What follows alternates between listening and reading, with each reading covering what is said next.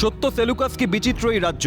এখানে সবকিছু হয়। এককালে মাগুর মাছ বিক্রি করা নেতা এখন বোলেরো গাড়ি চড়েন। একটা বিড়ি কাউন্টার করে খাওয়া মানুষগুলি বেনসন হেজেস টানেন। অজয়ের বালি চুরি যায়। গরুগুলি মাতৃহারা হওয়ার ভয়ে হাম্বা হাম্বা করে। চাকরি চুরি যায়। রেশনের চাল লোপাট হয়। খাটের তলা থেকে দুষ্টু খেলনাসহ মেলে টাকার পাহাড়, কিন্তু কেউ কিছুই জানেন না। কোতোয়ালিতে আঁশ ছাড়ানো হচ্ছে একাধিকের, কিন্তু এনারা সকলেই নাকি ভাজা মাছের এক পাশ খান। উল্টে খাবার জ্ঞানের অভাব। এবারে ট্যাবের টাকা চুরি কে করলো, কিভাবে করলো তা নিয়ে রাজ্যের বিজ্ঞ মানুষরা পরীক্ষা নিরীক্ষা চালাচ্ছেন। তবে যাদের ধরা হলো তাদের একটা বড় অংশ শাসক দলের অংশ।